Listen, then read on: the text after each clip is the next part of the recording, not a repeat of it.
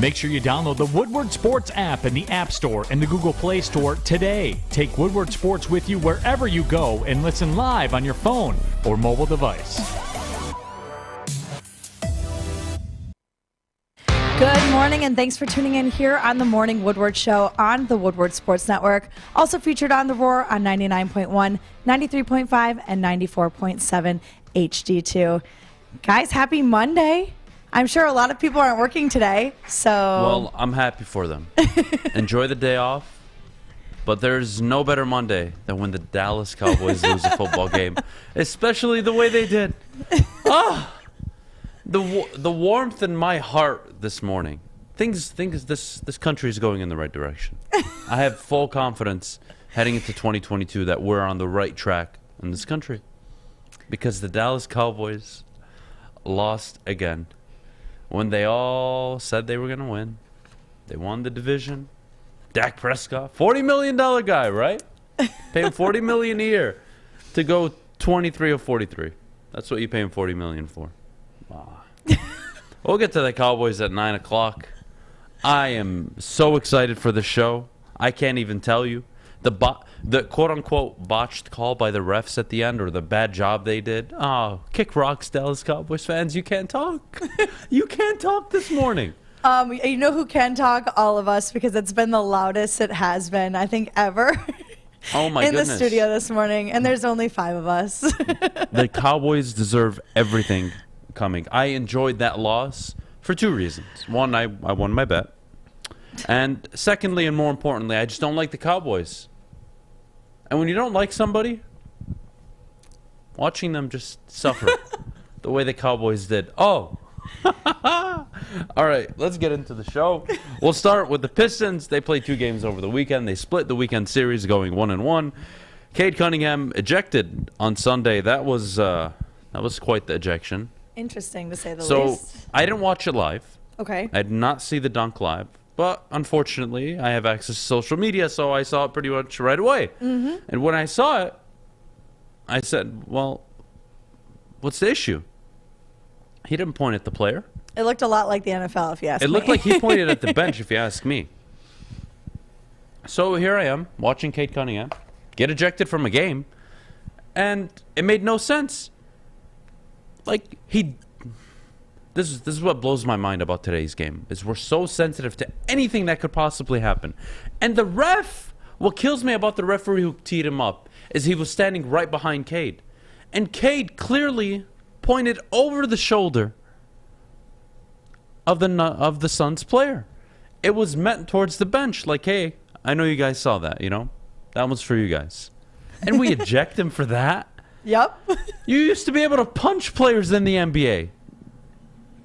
You point at the bench, and because it was in the general direction of a Suns player, he's ejected? Mm-hmm. Oh, my God. The bad boys would not stand a chance. The NBA makes it so hard for me to be a fan. They make it really difficult for me. It's stuff like that. It really is. It's the worst thing in the world, but a great dunk. A great dunk by... Absolutely. I mean, you want to talk about a dunk worth getting ejected over? I mean, that was probably the dunk. But... I noticed something this weekend more important than I think anything in terms of winning or Cade's performances. I saw Killian Hayes put together 2 back-to-back good games. Mm-hmm. And I'm starting to come around on Killian. Not because his performances, but because I'm starting to just understand what he is and who he is. We do this with Russell Westbrook, guys. We do this with Russell Westbrook all the time. You want him so badly to be the guy, and he just isn't. He just isn't. Killian Hayes was the number 7 overall pick, absolutely. That comes with expectations, absolutely. He is not a number 2, let alone a number 1 on any basketball team. He is a menace on the defensive side of the court. He is a total disruptor to any team's offensive capabilities or their ability in the backcourt to get rhythm. That's a good player to have on your team. Killian Hayes, outstanding defensively. Really outstanding. So I am going to eliminate the expectation of that lottery pick, because if I don't, I'll never be on the Killian Hayes train. I just never will. So I want him to succeed, and the way he will succeed is being outstanding defensively, ability to contribute and facilitate at times, and being aggressive getting to the basket. And if he can get me 8, 5, and 6, or 6, 8, and 8, with a few steals and a block or two, that is my kind of night for Killian Hayes. And I think that's his ceiling. Is he a 13, 5, and 5 guy? Probably not. Sure, but at what cost? Like, what's the cost of getting 13 points? How many shots is that? How many shots are you taking away from your teammates? So with Killian, I've accepted that he is not an alpha 1 or 2. And that's not necessarily a bad thing. You need defensive players on your team. You need guys who are willing to do the little dirty things. I think Killian Hayes can develop into just that. Doug Fungus in the chat. I won all 5 of my bets this week. Doug, join the club, baby. I went 5-0 this weekend. They told me I had a gambling problem. It's not a gambling problem when you win. Yeah, it is kind not of a is. gambling problem when you win. It kind of still is. Talk to me now. Talk to me now. There's a famous Lil Wayne song. Oh, boy. Rich is an explicit term. Let's just say, I don't want to swear today. It's Martin Luther King Day. I want to be very respectful. That's why you're not going to. We should have every holiday then.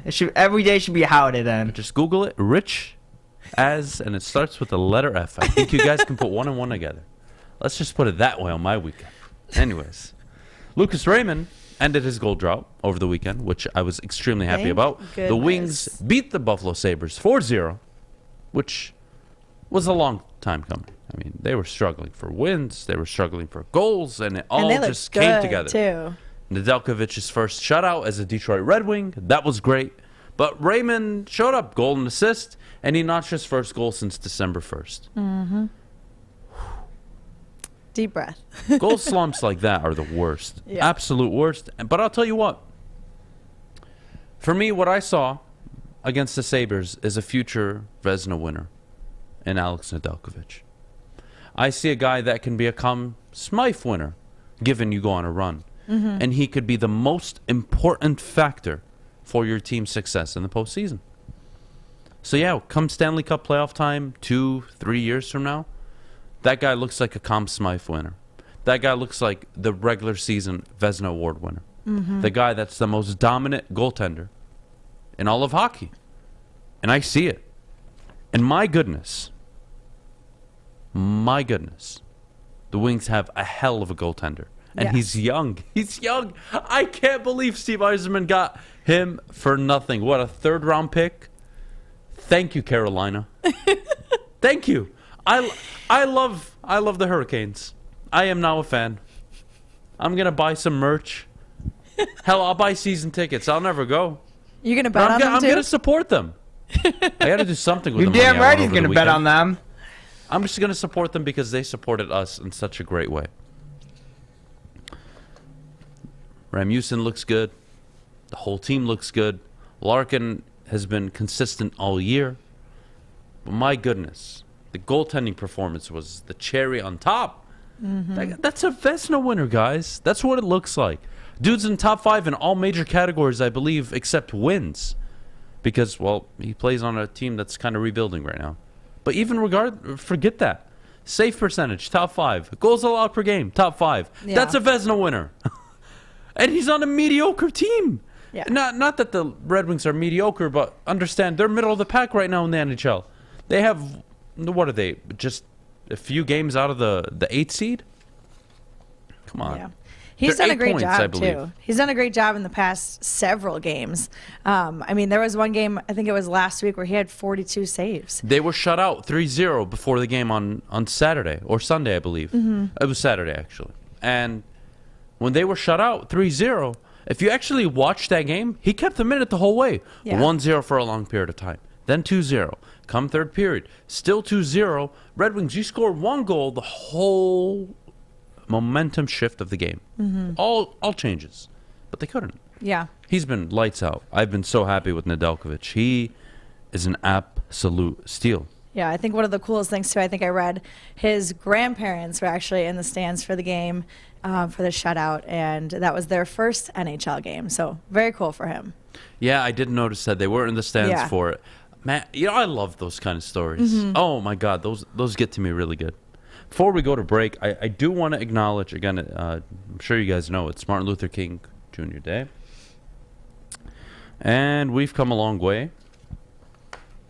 I mean, it's not that long ago. I think that's what blows my mind sometimes.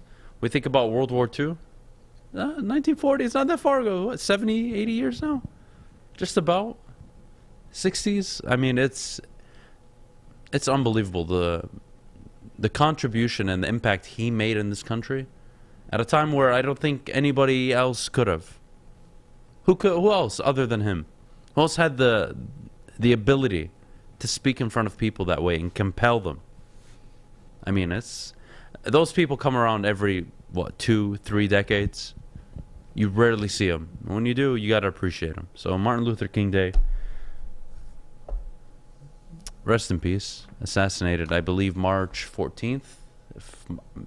I'm a history nut, so I think I got that date spot on, by the way. March 14th. So thank you to MLK for everything he did, not only for his people, but for the country itself. Still a long way to go, depends who you ask, but the point is progress was made, and here we are. We got Kory on at 9:12. I'm excited for that. Kory Woods joining the morning show. Talk about black and minority coaches in the NFL. Is there an issue? I can't wait to tackle that. That'll be fun. But before we go, I do got to tell you about Planet Fitness. Guys, as someone who has been going to the gym on a regular basis for almost 3 months now, I cannot stress how important it is enough. And you don't need to be Arnold Schwarzenegger. You don't need to be one of these guys that lifts 200, 300, 400 pounds. No. What you need to be is fit. You need to be healthy. You need to have a way of life that supports anything and everything you want to be doing, whether it's raising your kids, being active, playing sports with your friends, whatever it may be. You can achieve it all by signing up for a Planet Fitness membership, just $10 a month, or you can sign up for the Black Card, which essentially gives you access to their spa, hydro massage chairs. Guys, if you're into that stuff, Black Card's for you. If you're just trying to go to the gym, just sign up now. $10 a month, very affordable, considering everything has gone up in price, especially gym memberships across the state outside of Planet Fitness. Guys, take advantage of their deal. Check out the website, planetfitness.com, or just download the app today. Find the nearest local Planet Fitness to you and sign up. We'll see you after the break. Hi, I'm Kay Cunningham. I'm proud to partner with Hall Financial, the mortgage company known for 5-star service. Don't just take my word for it. Check out their 5,000 5-star reviews for yourself. Go to callhallfirst.com and get started with your 5-star experience today. Fellas, football season is here. It's time to make your grooming experience easy like Sunday morning. Get to Lady Jane's Haircuts for Men. Walk in, relax, watch your favorite team play, and before you know it, your hair will be game ready. Get to Lady Jane's, open 10 to 8, 7 days a week. Walk in anytime. It's wicked awesome. Putting on a show here, and that's how you answer. We love our sports. We just wish they'd love us back. Detroit sports for Detroit sports fans. Woodward Sports. Well, here on the Woodward Sports Network, guys, Wild Card Weekend is just one game away from being over, but a drought was ended this weekend by the Bengals. Adam, how important was this to the franchise? Oh, it's story time. Let me tell you. Not only am I so happy for the Bengals and Joe Burrow and Zach Taylor, because I was actually one of the very few people after year 2 with Zach Taylor, I said, you keep him. You give him that third year with Joe Burrow. You let him, you see what you got to have. What do you have in him? But the story starts, this whole journey. It starts with one of its darkest moments. Marvin Lewis, longtime head coach for the Cincinnati Bengals. 2018, this is last year. They finished 6-10 on the way to their third consecutive losing season. Lewis had guided the franchise, known for honestly being really cheap, never spending in free agency, never signing their players. He led them to 7 playoff appearances and 4 division titles. Not bad, Marvin Lewis. But he never won a playoff game. 0-7. And all of them are wild card exits. He could never even get to the divisional round. And here we are, and comes Zach Taylor, first season, taking over one of, if not the worst roster in the NFL. They go 2-14. Who is at the top of the board? LSU, national champion. Who's at the top? Joe Burrow. Guys, what do I always tell you? Get the quarterback right, you can figure out the rest. Bengals get the quarterback right. Now, he does suffer an ACL injury midway into his first year. So it's kind of tough to look at the head coach and say, well, he's the problem. We finished 4-11-1. But it was a blessing in disguise, just like when the Niners did. When the Niners had a top 3 pick, you know who they took? Nick Bosa. They went to the Super Bowl. And what happens? Bengals draft Jamar Chase. And the Bengals have one of the best offenses in the NFL, top 10 across the board. And it works out. And they win the division. And they win a playoff game. Unbelievable. Year 3 arrives, and everybody has Zach Taylor and the Cincinnati Bengals finishing where in their division? Last. And it's funny to me, because even if you had asked me before the season started, Adam, rank the quarterbacks in the AFC North, I could make the argument I would take Joe Burrow over Lamar Jackson. But let's say, for argument's sake, given track record, I give you Lamar, Joe Burrow, Ben Roethlisberger, Baker Mayfield. You have the second best quarterback in your division.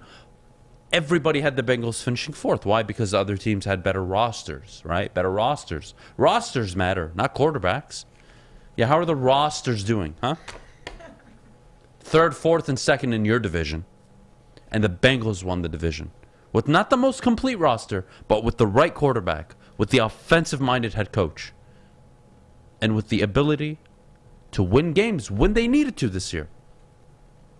The knock on Zach Taylor was, oh, he can't win big games. Oh, that's done. That narrative's gone. And why did they keep Zach Taylor? How did we get to the point where on Saturday we watched the Bengals end their drought? How did we get there? How? How did he not get fired? He said it after the game. If I'm at any other organization, I'm likely gone after 2 years. Why did Zach Taylor not get fired? I'll tell you why, guys. Because those people paid in the front office and at the ownership level. You got to ask yourself one question. Has this coach peaked during his time here in Cincinnati? And if he has, we have to move on. If he hasn't, here's the next question. What does his peak look like? What did Zach Taylor's peak look like? Was it a division win? Was it a wild card appearance? Oh, it was beyond that. It was a division win and a playoff win. So is he a coach that can get you to a Super Bowl? Maybe this isn't a Super Bowl roster, but damn it, this is a guy that in his first try could do what your previous coach in 7 attempts couldn't do, win a playoff game. Marvin Lewis had won 4 divisions in his, 13, 14, 15 years. Zach Taylor wins it in his 3rd year. You see the trend here? How do we get to this moment in Cincinnati where they're able to end their 31-year drought? It starts with the coach, but it starts with the quarterback. The Bengals knew when they hired Zach Taylor it would be a project. And what did they do in free agency this offseason, guys? Trey Hendrickson. 14, 15 sacks on the year. And there you go. So a franchise that was once considered cheap. I mean, they're not considered. They are. They were cheap, and they always have been. They go out and make key signings in free agency. Couldn't I make the difference or the argument that the Bengals are quote-unquote cursed? Right? Lions fans, I know you love to use that word. The Lions are cursed. Are they? Are they? Yeah, they are, Adam. No, they're not. But I'll get to that next. Don't worry. You think I can go a single day without talking about the Lions? Don't worry. That's coming up next. But seriously, how do we get here? How do we get to a point where I'm watching Joe Burrow on Saturday and Zach Taylor make their debuts in the playoffs? Look poised, calm, collected. Don't make any mistakes. No turnovers. No bad coaching decisions. No bad penalties. No defensive holding multiple times in the fourth quarter. Dallas. No calling a quarterback sneak with 14 seconds left in the game, but we'll get to that later. All that from a first-time head coach in the playoffs, a first-time quarterback in the playoffs. Give me the quarterback, and I always tell you guys this. I will never change my mind on this. Show me the quarterback, I will show you success 9.5 out of 10 times. And what's the 0.5 anomaly? Well, there's Matthew Stafford's time in Detroit, but I can point to an organization.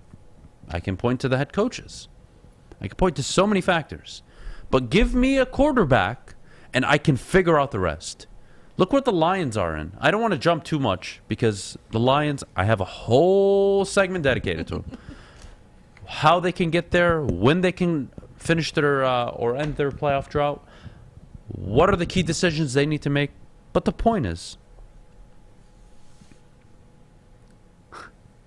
the Bengals end their 31-year drought, and it wasn't because they were lucky. They were the worst team in their division, projected by every national media outlet. Why did they win their division? They have the best quarterback in their division. Yes, he's better than Lamar Jackson. If you ask me if I have to start my franchise today with one of the two players, Lamar Jackson or Joe Burrow, I'm taking Joe Burrow. And it's not even close. Yes, Lamar Jackson's an MVP. Yes, he's offensively dynamic. You can't throw the football in the NFL. You can't win football games.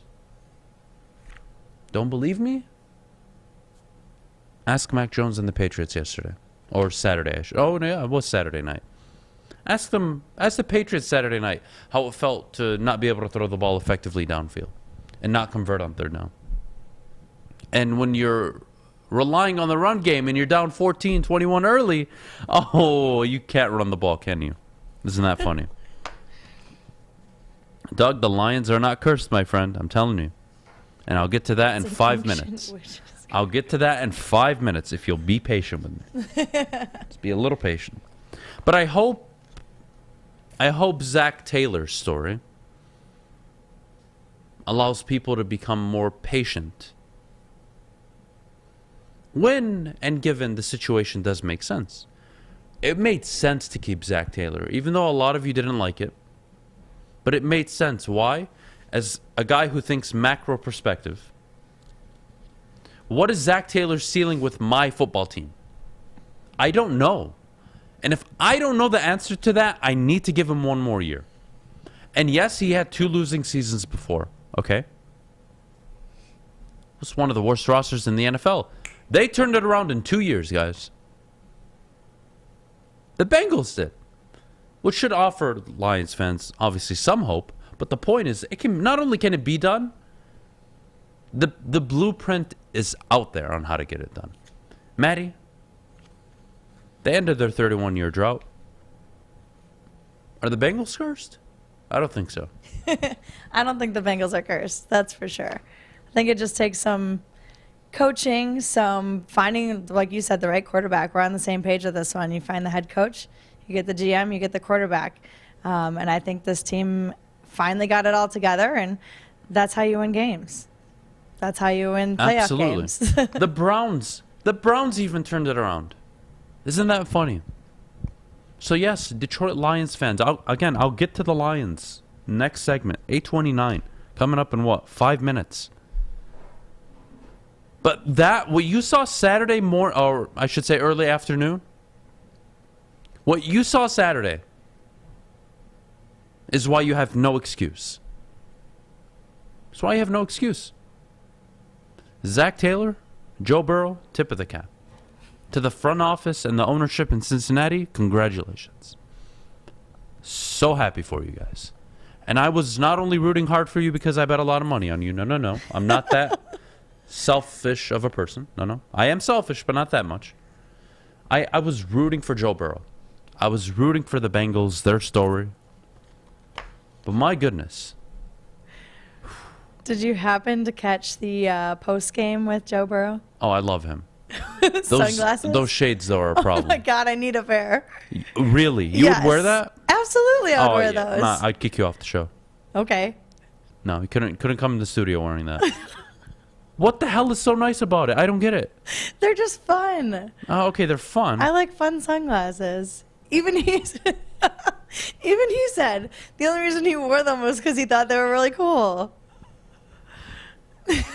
Thank God he can play quarterback, and he's not a fashion designer. I don't even know what to say. How do I even follow this up?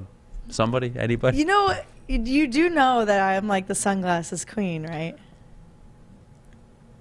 Do tell. Hence why Easy wore my sunglasses for their promo. Mm-hmm. Woodward Heavyweights promo. Things are starting to come around. Those are mine. Okay. Do you have buffs? Do I have what? Buffs. No. Didn't they look like buffs? Or was it debunked that they weren't? I don't know. Why are we talking about sunglasses? We got to go to break. Because that's what Joe Burrow's wearing. Because God that's what damn it, Joe Joe Burrow. Burrow's What are you doing wearing. to me? All right. All things considered, not only did all the right teams win, but damn it, all the teams that I picked won. And you know what that means? I made a crap ton of money this weekend. Boy. And my bookie Here is we go exactly where I again. did it. It's the moment you've been all waiting for. NFL playoff time. And you know what? It's not over. We've got the Rams, Cardinals tonight. Whether you want to take the Rams to cover, Cardinals to cover, Cardinals as the underdog money line play, or even the Rams as the heavy favored. What are they? 3.5-point favorites right now on my bookie. Are you betting it all? Why does this thing fall every day? They told me it wouldn't fall. Here we are. Okay, you're obviously sticking your foot inside. Shut up. Shut up. All right, cool. Let me finish. Guys, my bookie. Bet from anywhere, anytime using my bookie. Sign up today using code Woodward. They'll match your first deposit dollar for dollar. NFL playoffs. Take advantage of it. And if you have a gambling problem, call 1-800-270-7117. 6 dark corners, a driveway and a patio, 5 windows that could become doors. Every house has unique security challenges. Guardian Alarm has more tech, more team, and more ways to help keep them all safe. Get a professionally designed and installed security and smart home system from Guardian Alarm. Sign up today and get a free video device. Guardian Alarm. Smart, right from the start. Call 1-800-STAY-OUT. Your Detroit alternative to the normal sports blah, blah, blah. It's Woodward Sports. Welcome back. Thanks for tuning in here on the Morning Woodward Show here on the Woodward Sports Network. Make sure you're following us on social media on Twitter, Instagram, Facebook, TikTok, and Twitch. Downloading the app on Google and Apple, and also downloading the podcast wherever you may listen, whether it's Spotify, Apple, Google Podcast, or Amazon Music. The long-awaited topic is here. The chat's been wanting to hear it. Are the Lions cursed? Nope. No, you're not cursed. Why are you cursed? You tell me. Why? Maybe I'll give you that you bought the team when JFK was assassinated. Maybe. Maybe that's a bit awkward. I could give you that. That's it. You're not cursed. When will the Lions end their playoff drought? Could be sooner than later, guys. Could be sooner than you even think. I'll tell you what. All the Bengals talk and their talk of ending their playoff drought and how they were able to do it, etc., really has me feeling a certain way about the Detroit Lions heading into year 2 about Dan Campbell. And some of it is optimism, and another part of it is, okay, I see the blueprints out there. I see what playoff teams look like. And what concerns me is the Detroit Lions have one problem. No matter how good this roster becomes, no matter how well Brad Holmes drafts, does not matter. Why?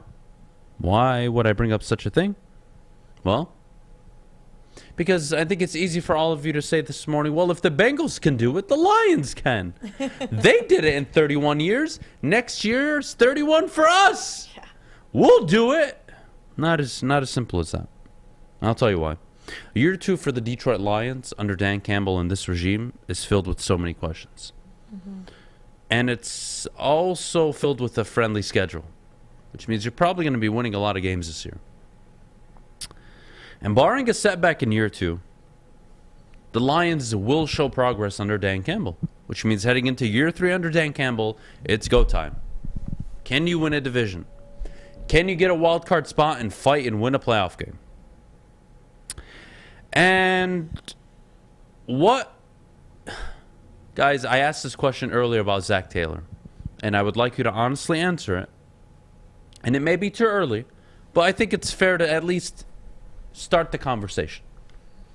What do the Detroit Lions look like under Dan Campbell and his peak? Now, if you sat up here and said, oh, Super Bowl, I don't think that's fair to him or to even bring that up. But can he win you a division? Honestly, given the quarterback situation, I have zero confidence across the board. Jared Goff. Jared Goff is the quarterback, guys.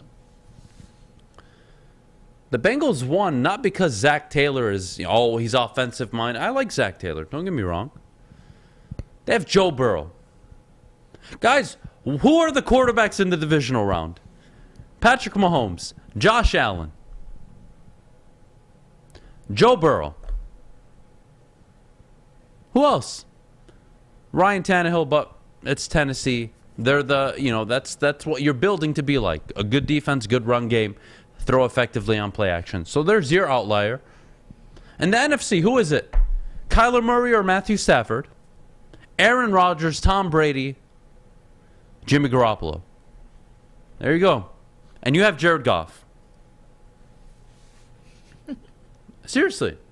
You think you're going to end the playoff drought with Jared Goff as your quarterback? Okay, fine. I believe you can make the playoffs with him as a quarterback, sure. I believe next year you could win 8-9 games. Sure. That's fine. I can give you all of that. But what are you doing at quarterback, Detroit? You can like Dan Campbell all you want and Brad Holmes. I always tell you this, and it is the truth whether you like it or not. Get the quarterback right, everything else can fall into play so much easier. You give me the GM, the head coach, and the defense, but I don't have a quarterback? It's called the Cleveland Browns. So here we are. Here we are. Year 2 for the Detroit Lions under Dan Campbell coming up. And why I asked the question about Dan Campbell's peak, Maddie, is we're in Detroit. Answer honestly. Did we see Jim Schwartz's peak? Yes, we did. It was 10-6. And it was nowhere near contending for the division, and they couldn't win a playoff game. That was his peak. Jim Caldwell. What was Jim Caldwell's peak? Was it 11-5? Record-wise, you could make the argument, yes. Factually, 11-5 was the peak. But I don't think it was, given how talented that roster was. That roster under-delivered. And then in the 3 years following, 9-7 seemed to be the peak. So you saw the peak with your coaches. That's why you moved on from them. Not because you were winning games, you were winning divisions, and you were like, yeah, you know what, we're going to move off. No, it's not the case. It's just not the case. Jimmy Garoppolo, by the way, is very uncomfortable to stare at. He's extremely handsome, and I have a problem with it. He is extremely handsome. I would consider leaving my wife for him. Not joking. Guys, did you see the post-game interview? He's very pretty. He is very pretty. He is sexy. He's not pretty. Jesus Christ. How does a man look that good? And he plays quarterback? Unreal. Jimmy G wins on and off the field. Unreal. Anyways. What are we talking about? I don't even know how we today? got here. I read a comment in the chat. I don't know what happened. Let me get back to my point. First we're talking about sunglasses. Now we're talking about pretty quarterbacks. Should we rank them? I don't know how we got here. I don't know how we got here. But again, back to my point. What does Cincinnati have to do with the Detroit Lions? And what does Cincinnati, guys, this is a question for everybody in the room. What does Cincinnati have right now that the Detroit Lions do not? A quarterback. There you go. It always starts and ends with the quarterback, whether you like it or not. The Cowboys lost yesterday. Yes, I'll get into the details, but the fact is their quarterback did not play well. Jalen Hurts did not play well. They lost. Mac Jones, 2 interceptions, did not play well. They lost. Ben Roethlisberger sucked for all of his life. They lost. Who else? Keep them coming. Keep them coming. Derek Carr doesn't suck. But the fact that the Raiders are even in the postseason is a miracle, so I'm not even going to dog on him. But Jesus Christ. The Lions may very well win 10 games next year. They may very well win 7 to 10 games with Jared Goff as their quarterback. But can you win the division? Can you win a playoff game? Can you host a playoff game? I brought this up earlier last week, guys. What is the definition of success? Is it strictly winning a playoff game? No, I don't think that's what Lions fans are too upset about right now. I think it's show us you're a legitimate team. How are you legitimate? Win your division. Start there. Treat the fans to a home playoff game. Win a game. Try that. Yeah. Baby steps. I don't even think when it comes to next year that we're looking at winning a division. It's just show us that you can actually win games, like consistently, that you're actually a good team, not that it's like, oh crap, we actually won a game? This is great. I love this. We want to be able to consistently win games. I mean, obviously we want to win the division. Once we win the division, the Packers haven't won a Super Bowl in 11 years. Yeah. Their fans are not up in arms. And they have Aaron Rodgers. Fans are willing to be patient, and they're very understanding if you give them a consistent, deliverable product. Mike Tomlin hasn't won the division every year. He's been a coach for 15 years. He's won it 7 times. Mm-hmm. So every other year, he's not winning the division. Which means what? He's finishing 2nd, 3rd, 4th, whatever it may be. But, there's levels to this. It's beyond just winning a playoff game. It is showing your fan base that you can put out a product on a consistent basis. Yeah. And speaking of putting out a product on a consistent basis, how do you expect Jared Goff to perform once the marbles are on the table? Once it really matters. Again, the jury is still out on Dan Campbell. This is not about Dan Campbell or if he can coach or not. Time will tell. But is Dan Campbell Sean McVay? You saw what Jared Goff's peak was with Sean McVay and that team. Do you have Todd Gurley, that offensive line? I could make the argument you have that offensive line. Do you have the secondary players that they had at the time? Do you have Aaron Donald? Do you have the safeties and the linebackers that the Rams had? Do you have the coaching that the Rams had? So, given all those variables that we don't know you have or we know you don't have, you really think you're going to win a lot of games with Jared Goff? Even when the team is good. And I'm nervous for Brad Holmes and Dan Campbell if the decision is we're going to continue in the future with Jared Goff. That's concerning to me, Maddie. I agree. And that, for me, is what may be my downfall. The problem, though, is when are we going to get a quarterback? Because we have Jared Goff. Shut up, Fish. Because next year, I think it's 2023. If we start winning games, we're not going to have a high draft pick. Sure, but you can trade up your 2 first-round picks and a future first for a top 3, top 5 pick. Yeah. So you could do it if you wanted to. Right. The opportunity is there. But you can't miss on the quarterback. I mean, welcome to life, guys. Oh, well, Joe Burrows don't grow on trees. Really? You sure about that? What was your 5-word from last week? For the Lions? For the quarterback? Oh, what was it? Quarterback issue? Join the club. Yeah, exactly. Or need a quarterback? Join the club. Whatever it was. Something like that. The point's still there. You need a quarterback?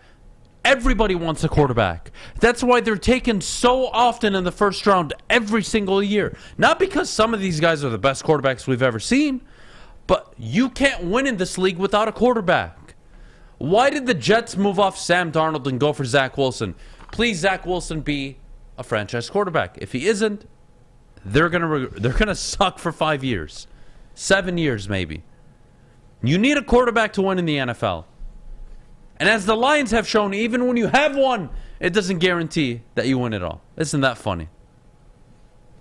I would have liked to see Stafford play under Campbell, though. I wouldn't. Really? Not with this team. What was it? What would they have done? Won 6 games this year? 7? Hey, that's better than 3. I mean, that's what they won under Stafford. They averaged 7 wins a year when he played a full season. They were an average team. Why? Because they were a below-average roster with an above-average quarterback, and they were average at the end of the day. And they overcome all the coaching problems, all the roster problems. Eric Ebron. You're a championship away because you're missing a tight end. That's how you feel you're going to close the gap. Jim Caldwell, my friend. I don't even know what to say to you this morning. I will never forgive that. Never. And I tweeted something out I thought very inspiring. I do think the Lions will do something very soon.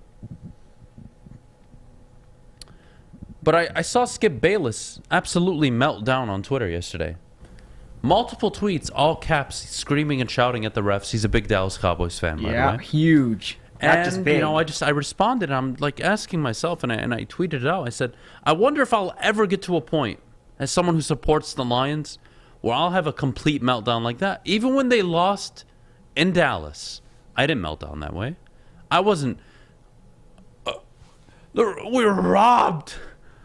No, we got the ball back. Like I'm too much of a realist maybe sometimes, but I don't think I'd ever get that upset about a game. But anyways, we got to go to break. When we get back, you know what? I don't want to save the Cowboys for later. We're going to do the Cowboys next. All right. I want to talk about the Cowboys. Bring it on. And then we'll talk about maybe the Bills at 9 o'clock. And then we got Kory at 9:12. I'm so excited for this. But before we go, I got to tell you about Syntron. Syntron is not only fashionable, functional, it's fun. Check out their stylish brand design with the unique crown and their cool bottle designs. Syntron is the official energy drink of the Red Wings and proud partners with the Detroit Pistons and exclusively served at Little Caesars Arena. So next time you head down and watch a game, be sure to check out and try Syntron. We'll see you guys right after the break. Everything that we've hoped for, finally. He's going deep, right side. Oh, that is Edwards out there. He goes up in the air at the goal line. Hey, it's Brandon Edwards here, wanting to welcome the sports marketing agency to Woodward Sports Network, to the family. Glad to have you guys. For the last decade, the sports marketing agency has literally leveraged athletes around issues such as mental health and substance abuse. It's all happening now.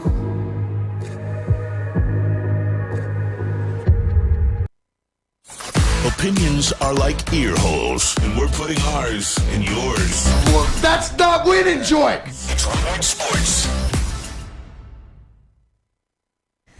Welcome back. Thanks for tuning in here on the Morning Woodward Show on the Woodward Sports Network.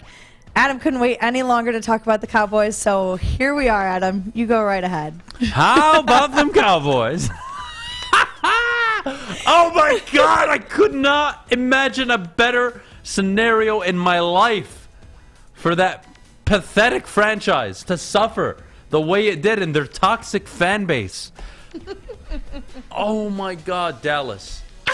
Dallas. Embrace it. Embrace it. What's so funny? I just think I heard Kory laughing at you. Dallas, take that. Take that and you know where to shove it. And to your fans who threw a bunch of garbage at the referees and your own players, shame on you. But let's talk about the game before we get into the post-game theatrics. And Mike McCarthy showing me he's nothing but just an overweight snicker. And Dak Prescott, What did he eat before the game, Adam? Probably 15 Snickers. Thank you. That's why they lost. But anyways, Dak Prescott really disappointed me on Sunday. Like, I'd always talked about Dak Prescott, high character guy. Even if he's not the most talented quarterback, the high character matters. And he really, really lost a lot of it, at least in my opinion, on Sunday. But let's talk about the game. The Dallas Cowboys hosting a home playoff game. The Niners coming into town. Oh, Micah Parsons. They're not going to bully us. Yeah, they are. Shut the hell up, man. You ain't going to do nothing. You're not going to do a damn thing. Kyle Shanahan and the San Francisco 49ers win 23-17. I couldn't have enjoyed it any better. Couldn't have enjoyed it any more. But I just want to fast forward to the end of the game. Not only but before then even. The Cowboys were anemic on offense all game. Nick Bosa was driving Dak Prescott absolutely crazy. It took Nick Bosa and Fred Warner to go out for the offense of Dallas to even look somewhat respectable. But even then, they couldn't get anything going. But regardless, we get to the last moments of the game. Dallas has the ball, and the Niners do an awful job of playing prevent sideline defense. Dallas goes 40 yards in 3 plays. They have an abundance of time. And what happens, Maddie? It's 1st and 10. No timeouts. All right, here we go. Maybe run one more play to get to the sideline. Or you know what? Since they're playing, I don't know, sideline prevent defense, maybe we should take a damn shot to the end zone because half their goddamn players are on the sideline. Yeah, they were covering the sideline on the play that he ran. So anyways, here we go. The Cowboys are doing what the Cowboys do. And with 14 seconds left, what do they call up? And keep in mind, they were at the San Francisco 41. So do you actually think they called the play up? You don't think it was just him saying, oh, no one's open, I'll just run? That was a design play, Fish. And they talked about it after the game. Okay. That was a designed, botched play. One of, if not the dumbest play call I have ever witnessed in my life. And I am a Lions fan. I've witnessed some shit.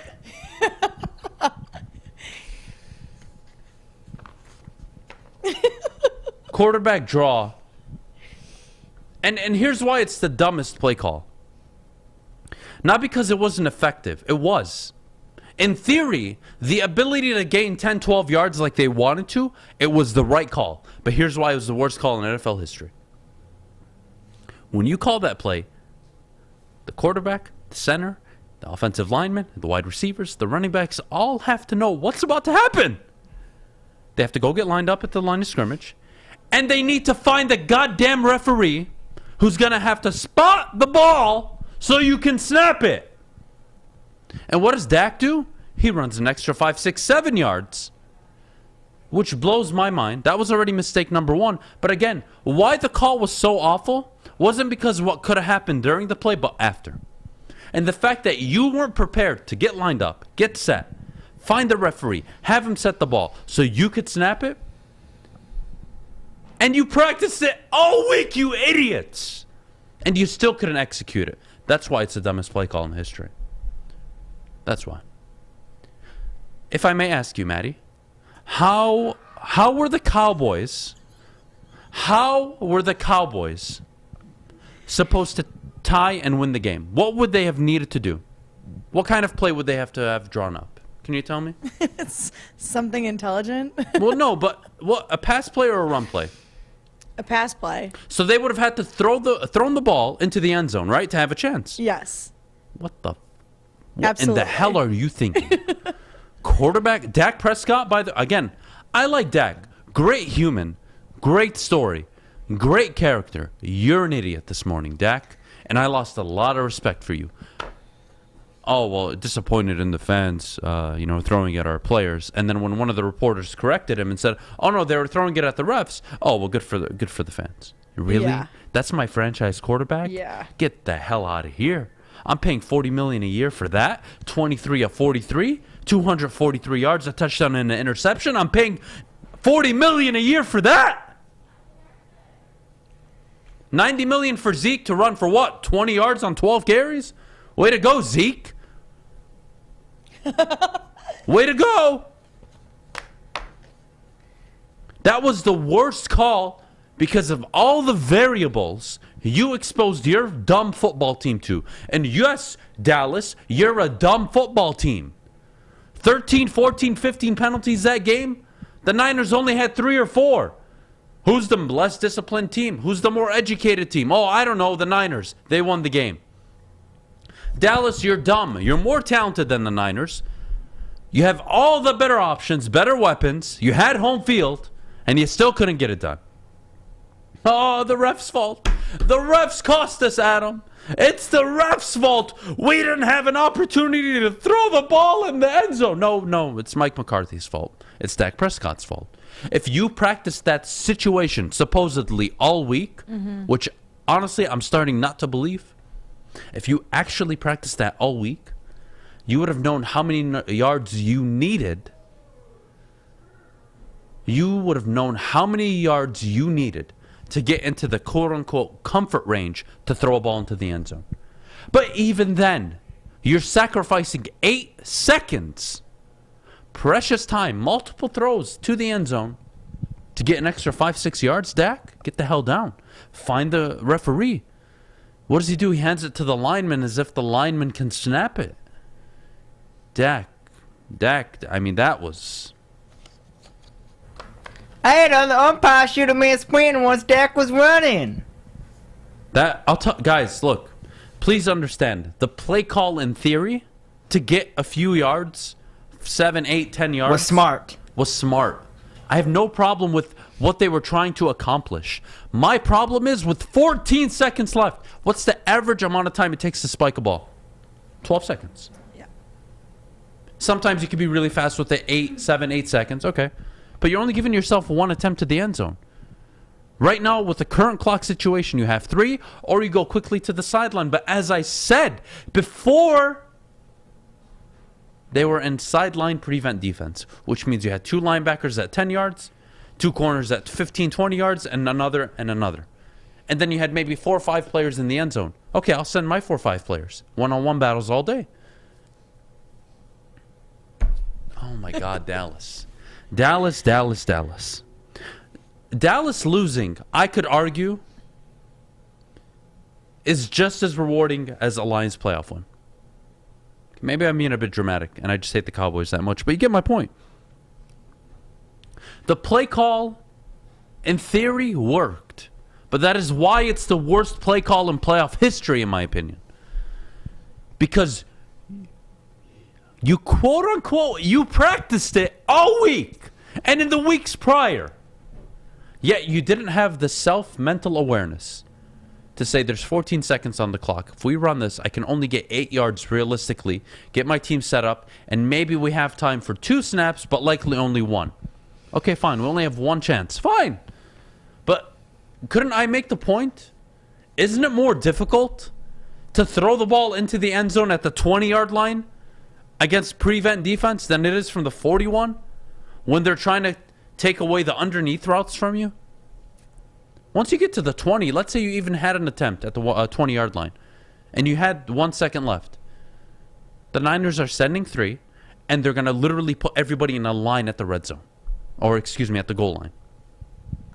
That's what they're going to do. And you're not going to be able to throw the ball in the red zone. Good luck. You're not going to be able to throw it in the end zone. Oh, Dallas Cowboys, Mike McCarthy, what do I do with you? What do I do with you? What do I do? How do you recover? And as a head coach, how do you allow that play call? And how do you sit up there and try to justify it? Oh, well, we executed it, but, so many factors. The refs couldn't get there in time. And well, that's what you got to think of as a head coach when you make that kind of call. Do you think the referees know your play call?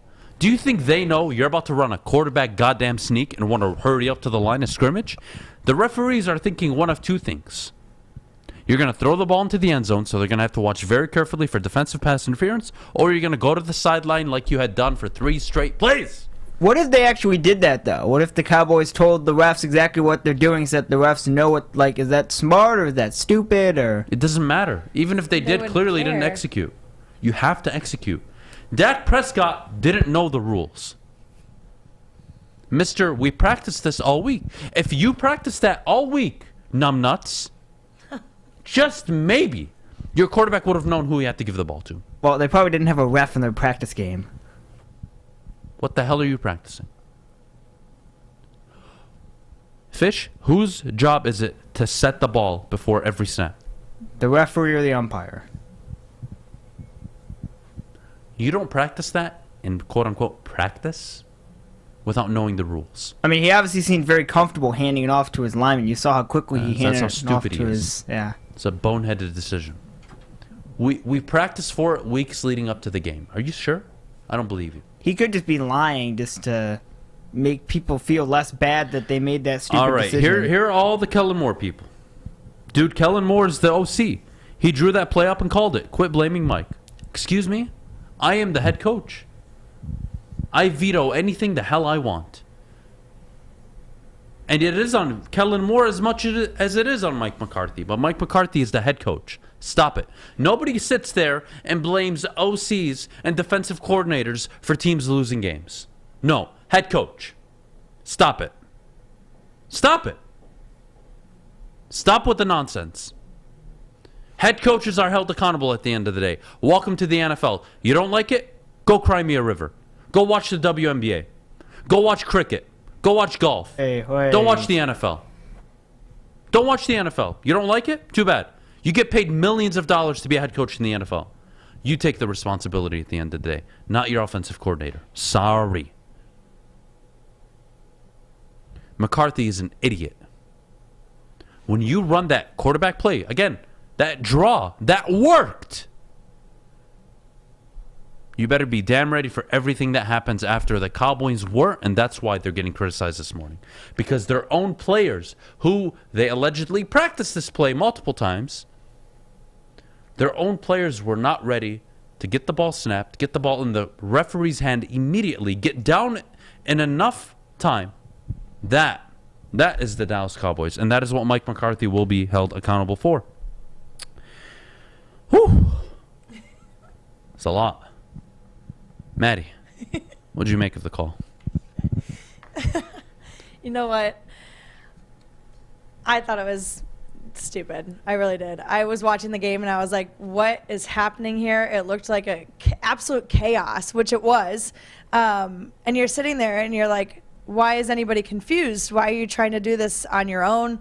You know what has to happen.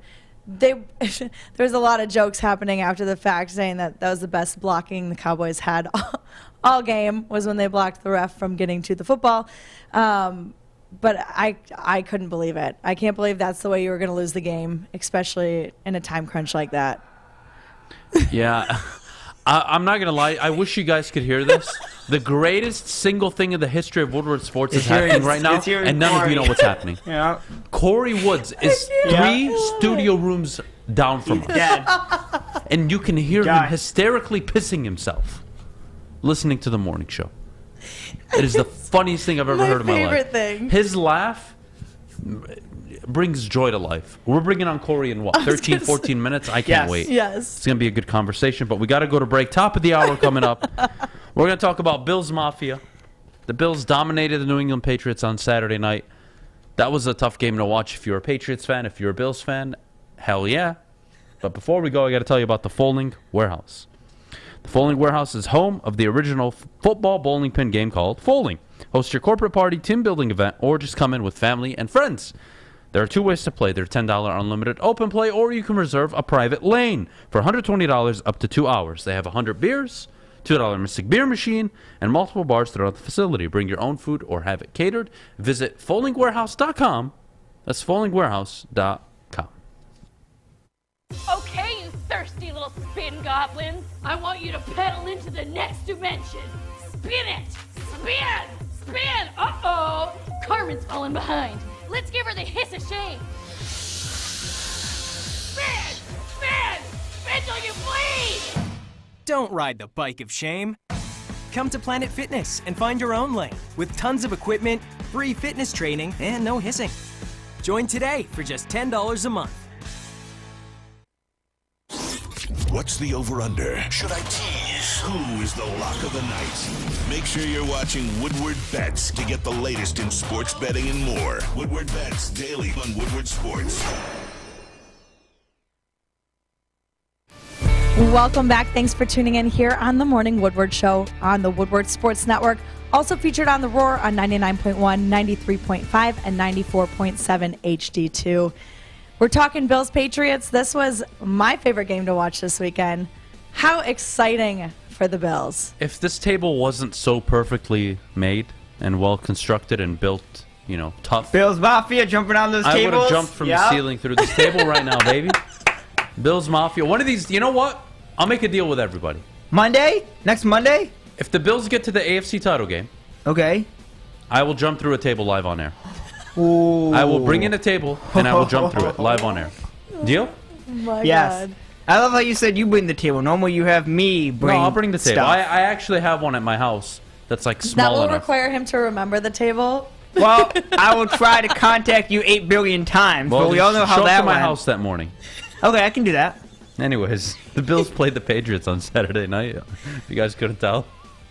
And they absolutely dominated the Patriots. My goodness. We were treated to so much good football, except Dallas Cowboys, over the weekend, and I was all for it. And the Bills did something for the first time in NFL history. They scored a touchdown on every single drive. It was absolutely insane. 7 possessions, 7 touchdowns.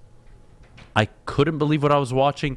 Josh Allen had more touchdowns than incompletions, Maddie. Mm-hmm. It wasn't even fair. The Patriots didn't have a chance from kickoff. You could just tell the Bills were ready to play. The run game was working. Allen was moving around comfortably. Look, I like J.C. Jackson. He could not cover Stephon Diggs. And they didn't even need him to. Like, the Bills were just everywhere. Dawson Knox was a problem.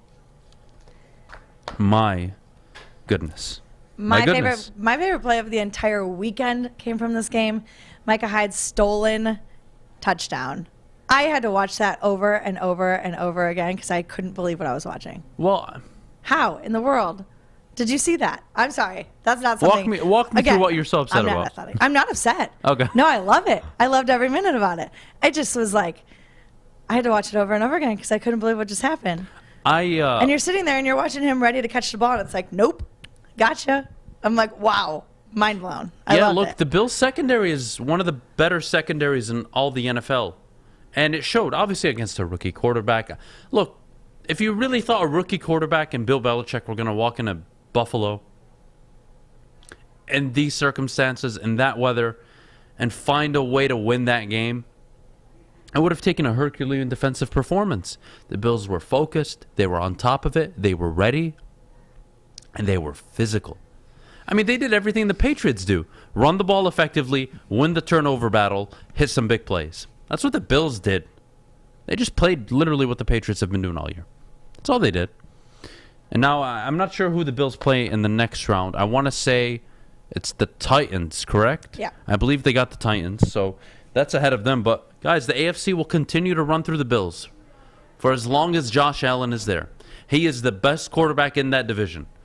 Are we talking about quarterbacks again, Maddie? What do you know? Are. The best quarterback won their division. Who's the best quarterback in the AFC North? Joe Burrow won the division. Who's the best quarterback in the AFC South? I mean, it's not the best division, but in terms of quarterback play. But Ryan Tannehill, they have the best defense. All right, they won it. AFC East, Josh Allen, they won it. AFC West, Patrick Mahomes and the Chiefs. NFC North, Aaron Rodgers. NFC East, Dak Prescott. NFC South, Tom Brady. NFC West, Matthew Stafford. My goodness, how things work out when you have a quarterback. Isn't that funny? Good luck with Jared Goff. Anyways, It back is to the Bills Chiefs. Bills Chiefs? Yes. Bills Chiefs. So 2 and 3, and then Titans. okay. So the Titans play the Bengals. That's right, because the Bengals, I believe, are a 5 seed or a 4 or a 6 seed, right? They're one of the two. So the 1 seed gets the lowest seed. That makes sense. And then 2 and 3 play each other. All right, cool. Thank you for clarifying that. I put out a poll last night. You're the best. Well, but back to the point. The AFC East will continue to dominate. Will continue to be dominated by the Buffalo Bills because they have the best quarterback in the division. Isn't that funny how it works out? All the best quarterbacks in their respective divisions won their division this year. Shocker. What a shocker. And yes, Joe Burrow is better than Lamar Jackson. All you MVP lovers out there that want to come and complain about it, I have 2 middle fingers. I don't want to use them right now. I already used them earlier. They're reserved for special occasions. Don't make me bring them out. Where does Bill Belichick and the New England Patriots go from here? That's so interesting. Is Mac Jones the guy? And I don't want to dog a rookie quarterback. Look, he got them to the playoffs. He played well all season. Reminds me a lot of Dak Prescott. At least how conservative he was his rookie year. And, yeah, you're really not going to know what's next for Bill and the Patriots for another 2 to 3 years. You're going to have to see how Mac Jones develops. And if he doesn't develop, I could argue it's time for an overhaul in New England. Yeah. If Bill doesn't get this one right, not that he shouldn't be their coach. I mean, he can stay as long as he wants. But nobody's winning with the best defense and a defensive-focused minded team. They're not. You need defense to win, absolutely. But you need the quarterback. Show me the quarterback, I'll show you a Super Bowl champion. Show me the quarterback, I'll show you an AFC, NFC title game. And with the Patriots, you're just going to have to wait and see. So here we are, Monday morning, after NFL Super Wildcard weekend. And I'm not sure what to think of the Patriots. I'm not. And I'm not sure what they do from here that can get them to compete at the level with the Bills, because the Bills had a down year and the Patriots still couldn't win the division. 11 wins isn't going to win the division, guys. 12-13 is. Get comfortable.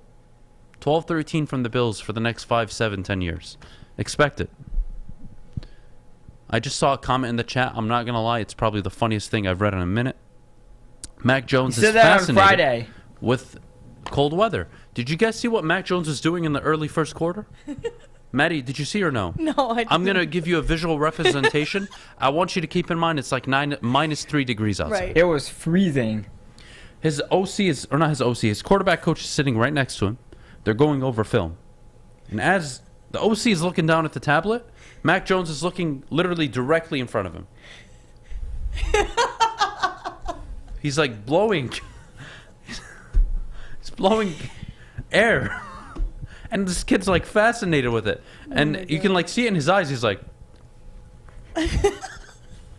that's my franchise quarterback.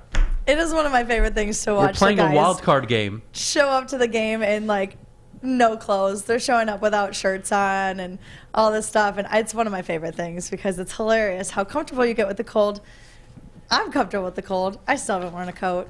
Well, that's all right, besides well, the Maddie, point. let's bring in Kory. Fish, if you could go get Kory ready, please. We got to head to break in a little bit. But before we head to break, I do want to bring up one more thing from NFL Wildcard Weekend. We've got one more game left. The NFL treats us real good. You know that? I just want to say thank you from the bottom of my heart to the NFL. Thank you. Thank you for giving me Saturday football, Sunday football, now Monday football. Thank you. I appreciate that. But we got to go to break. When we get back, Kory Woods joins the Morning Woodward Show. We're going to talk about minority coaching in the NFL. Is there an issue? I think it's going to be a hell of a conversation. I'm excited for it. But before we go, I got to tell you about Guardian Alarm. They're a good defense on and off the field, and they help you feel secure. Guardian Alarm has state-of-the-art technology that helps you feel safe, all with 24/7 local monitoring. It will even let you unlock your doors, and let you check in on your home, control lights, temperatures, and detect smoke or carbon monoxide. Call 1-800. Stay out. There you Novak go, Fish. Djokovic. I was waiting for that, buddy. 1-800. Stay out. Novak Djokovic. Get out. Oh, my goodness. 1-800 Stay out today, guys. Too. Stay out. Guardian Alarm has been trusted for over 90 years. We'll see you right after the break. Start your new year with a new network. Woodward Sports Network is here.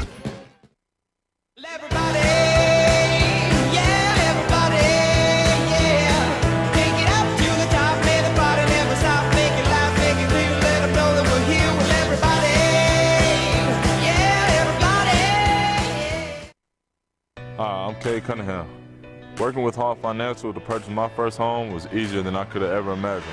They treated me like family from start to finish. Find out for yourself at callhallfirst.com.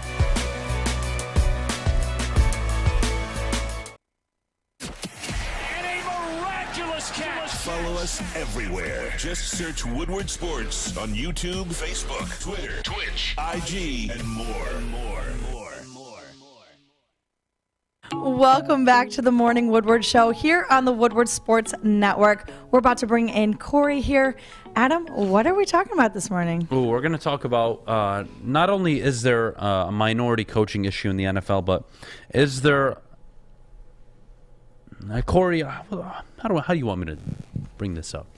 Is there a problem in the NFL in terms of not only hiring black coaches, but their abilities to not only get second jobs, but also just their ability to get interviews, et cetera, et cetera? I kind of want you to start, and I want you to share with me, your thoughts on this. Well, and, is water wet? We touched on it Friday. We touched on it a little Friday. Mm-hmm. And I didn't think we got to talk about it maybe as much as we should have. Mm-hmm. Given it was kind of on the spot, off the cuff. I didn't really expect it to happen on Friday. So here we are, a weekend full of research, looking back at the history of the NFL. Kind of walk me through the problem you believe black NFL head coaches are facing. I don't want to go minority, just black. Forget the Robert Salehs, the Ron Rivera's, Tom Shula. I don't want to talk about them. I just want to focus specifically on black NFL head coaches. I think the problem is that it's from the ownership standpoint. A lot of these owners are, let's just keep it real, a lot of these owners are old white men who have these teams passed down to them from their families, and a lot of them come from that old mindset. You said it on Friday, we're not really that far removed away from, the height of racial tension in this country. I mean, Jim Crow just went away, in the 60s? So it's really not that far away. We ain't like we're 100 years away from it. So we're still dealing with that. But I think it's, for some reason, these owners don't think that black men are capable to lead, whether it's an intellectual thing or whether they just don't want them to represent their team. It's evident. Now, here's a little research that I did. Now, the Rooney Rule was instituted in 2003. Before the Rooney Rule is instituted, there were only 6 black head coaches: Fritz Pollard, Art Shell, Dennis Green, Ray Rhodes, Tony Dungy, Herm Edwards. Are you not going to count? Okay, you went coaches who played more than 10 games. Okay, yeah, I just went for that one. And then now, if we just want to go in total, it was 11. Yeah.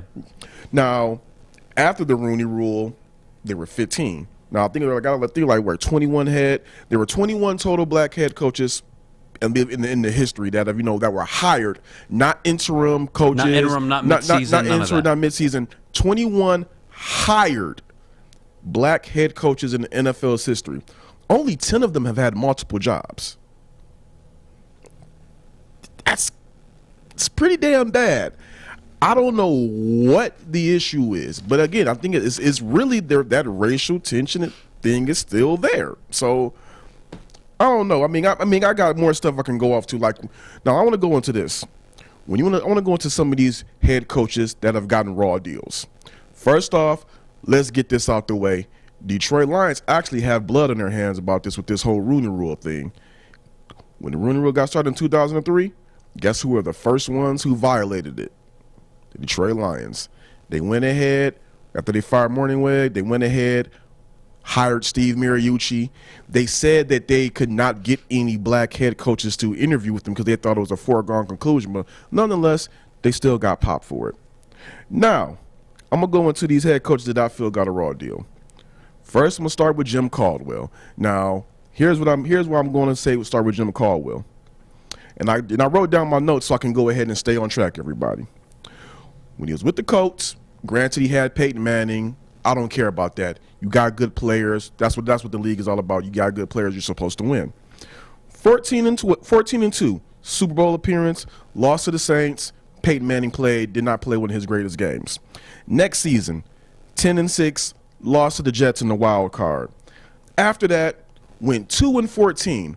What happened with that 2-14 season? Peyton Manning missed the entire year. Didn't even get a chance to sniff the number 1 pick that they were about to get. Got fired right after the season. They got the number 1 pick, got Andrew Luck, and then they hired Chuck Pagano. And Chuck Pagano was there 6 years.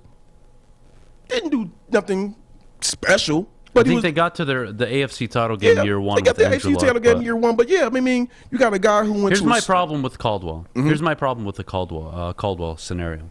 With Caldwell, in both of his instances as a head coach, he peaked year 1. Mm-hmm. You got the best out of Caldwell year 1. 14-2 with the Colts, Super Bowl appearance, and then 10-6, and then 2-14. But 2-14, I'm not going to kill him for because Peyton Manning wasn't there. Yeah. So that was a tank job. Whatever. Fine. Move on. He gets fired. A few years later, the Lions job opens up. He takes the Lions job. 11-5. What he was supposed to do with that roster, I think we all believe, is one of the most talented Detroit Lions rosters in the Lions' history.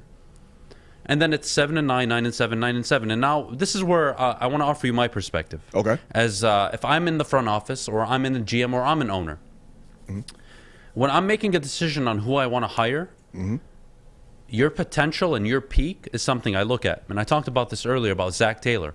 I wouldn't have moved off Zach Taylor because I didn't know what his peak was in Cincinnati yet. And at the time with Caldwell, his peak was 9-7 with the Lions. Whether the Lions are incompetent or not, or Patricia was an absolute horrible fire, has nothing to do with it. It was when I'm making that type of decision. I think it's most, if not all, front offices aren't. It's not. Oh, you know what? Well, the black coach is better than the white guy, but you know what? I'm gonna go with the white guy who's like worse. I don't think it's that blatant. But what I do see is there's a diversity issue. I can agree there. I think we can agree there's a diversity issue. And the fact that there's only one black head coach, I think is, I don't want to say concerning, but I think it's odd. I do think it's odd. I think it's both. It has to be both. It's definitely both. To be fair, if we're fair, it has to be both. But then I look at the all-time record of black head coaches who didn't coach for more than 10 years. And the career winning percentage is 42%, and they have a losing record in the playoffs, 7-14. And I'm not casting all of them. Some of them are good coaches, don't get me wrong. But the upper echelon of black head coaches in the NFL are Mike Tomlin, Tony Dungy, Dennis Green, Marvin Lewis, Lovie Smith. Now, I want to use Tomlin as an example first. Tomlin is an anomaly. Tomlin is not an anomaly for black coaches. He's an anomaly for coaches, period. Yeah, but could he get a job if he wanted to? If he became available. Tony Dungy, if he didn't retire early, couldn't he have gotten a job? Yeah. Marvin Lewis, I think he was done. You saw his peak. Me personally, if you were my GM and I was the I actually would have fired Marvin Lewis 6 seasons earlier, but that's neither here nor there. I wouldn't have even considered Marvin Lewis because I know what his peak looks like. Can't win the big games, right? So, I can't use it there. I move on the list. Lovie Smith made the run with Chicago, made them a respectable franchise at certain points throughout his career, but it's Chicago. Never got the quarterback right. You can't win in the league without a quarterback. And it played out. He was basically 500, just above 500 as a head coach. But not a single black coach has a winning record in the NFL in terms of playoff record. It blows my mind. And the thing is, do they get the amount of chances? So that's where the discrepancy is, because the number is going to be There's not a single black head coach that has ever gotten a third job. Yeah. And 4 out of the 19 coaches not named the upper echelon ones, the really significant winning ones, only 4 out of the 19 were fired after 1 year. So it's not like they're getting 1 year like David Culley and they're getting shipped out of town. They're getting 2-3 years, but I mean, some of these guys, honestly, Kory, would you ever hire them? David Culley, no. Brian Flores, yes. Yeah. Steve Wilkes, no. Vance Joseph, no. Anthony Lynn, I would be, me personally, hell no. Well, hold on. Let's go back with Steve Wilkes. Let's go back with Steve Wilkes because he's on my list. So Steve Wilkes was fired after 1 year, 3-13 season. Yep. His quarterback was Josh Rosen. 2,278 yards, 11 TDs to 4 picks. His backup. Use context. Was it the right decision? I don't know if it was the right decision because it was year one. Because here's the thing: after year one, what happened? They went 3-13. After year one, they got the number 1 pick right there because they fired him. And then what happens? You get Kyler Murray and whatnot. You get Cliff Kingsbury. What did Cliff Kingsbury do in his first year? Oh, I'm with you on the Cliff Kingsbury argument. But the point is, when the GM made the decision, you know what? This isn't working. I don't like the direction. I'm getting a new quarterback and I'm getting a new head coach. We're starting from zero. I can't be mad at it. And if you want to tell me Steve Wilkes, whether it was raw deal or he deserves another chance, I'm open to that. It was a raw deal. It was definitely a raw deal. Well, I think it was the right decision considering how it's worked out for the Cardinals. You know what I mean? The verdict is out on that. We'll see tonight. It worked. And look, you can make the argument. I think it's fair 5-10, 5-10-1, 8-8, and then now they're 11-6. But I could make the argument if Steve Wilkes was still the head coach, they could probably win some games with Kyler Murray. It's a quarterback league. Let's be honest. You have the quarterback, you're going to win games. You got Jim Caldwell and Steve Wilkes who got fired after their worst season where they had so many complications. They don't even get a chance to see the number one pick that the franchise is about to get, where they're about to go get their franchise quarterback. They don't get a chance when you see the context of how their seasons ended. They don't get a chance to get that number one pick. They got shipped out of town. But that's just not a black issue either. That's also all the other coaches in the NFL who get fired after 1-2 seasons when they have high draft picks. I mean, Marvin Lewis literally gets fired. They go 6-10 that year. They're picking in the top 6. Then they go 2-14. They get Burrow. Then Burrow gets hurt midway into his first year. And then Zach Taylor, year 3, wins the division. I mean, but here's the thing. Here's the problem with that. Now, you're right. And if you don't feel the guy is your guy, they're doing a bad job. That's my perspective. If you're feeling the guy's doing a bad job, go ahead and fire him. But when you have situations like I explained with the Caldwell, with Steve Wilkes, there's one more I want to go to because we already know about Brian Flores. We can talk about that blue in the face. But look at Vance Joseph, 5-11 first year, 6-10 next year. The situation with the Broncos, couldn't get the quarterback right, couldn't get the roster and to right. this day they're suffering. He was not given a chance to win. But you have to ask yourself the question: what's Vance Joseph's peak with my Denver Broncos? Let's say I'm the owner of the Broncos. Like, again, they're stupid. They went Vic Fangio. Like, it's not working Vic out. Fangio, but we saw how that worked out. Now they finally opened up to the mindset we probably need an offensive-minded guy, and it's too late because Brian Leftwich is going to Jacksonville, in my opinion. But he should. But let me tell you. Let me read off this list, and then I'm going to go to the list of possible or not possible, rumored and favored head coaching candidates in the NFL. Hold on, we got to stick on that real quick because we talked about those.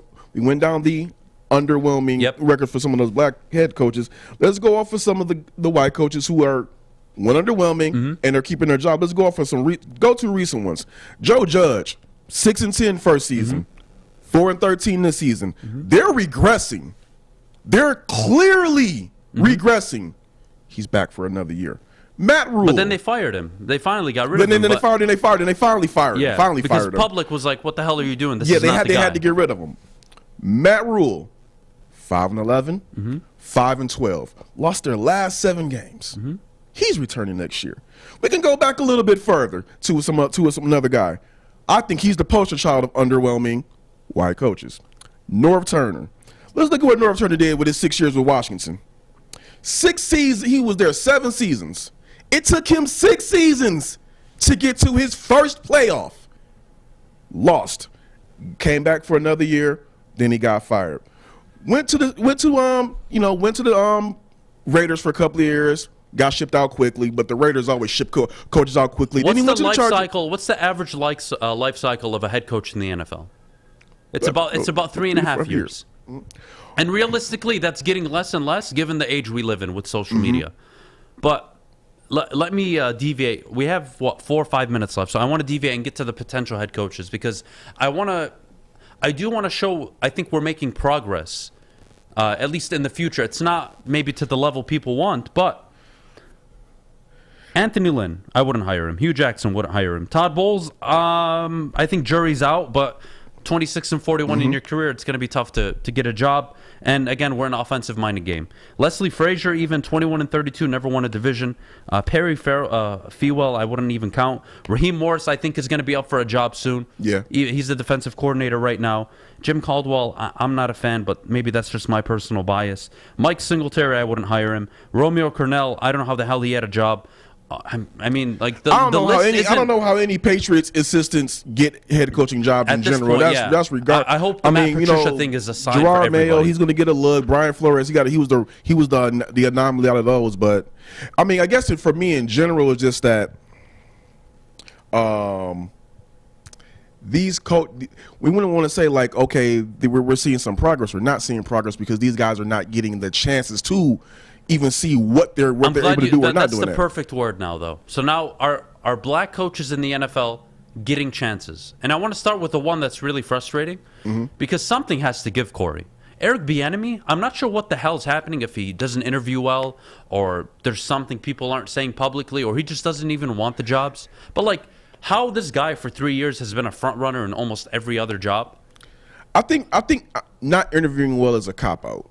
Because when you see Andy Reid and the players that he's coaching on that offense speak so glowingly of him, I'm not trying to hear about, oh, he doesn't interview well. What do you mean by doesn't interview well? Don't you think any GM in the league would love to have an Andy Reid disciple? Because they're successful. So what the hell is going on? You can say it's maybe a cop-out, but for me, something's going on, and whether it's interviews or him personally, maybe he does not want to leave. Like, for me, it's shocking, but I want to talk about 2022 candidates for all these vacancies. I believe 8 vacancies right now for head coaching positions. Of the 14 available coaches that I think are like qualified or rumored or projected to take a job, Brian Daboll, offensive coordinator for the Bills. I think it's a good decision. Jim Harbaugh, Michigan, but we don't need to maybe even include him. Kellen Moore, I think it's early, but he's an OC, offensive-minded game. He's probably going to get a look. Leftwich will get a job, so that's your first black coach. And then you have Doug Peterson, Super Bowl winning coach. Not surprised if he gets another job.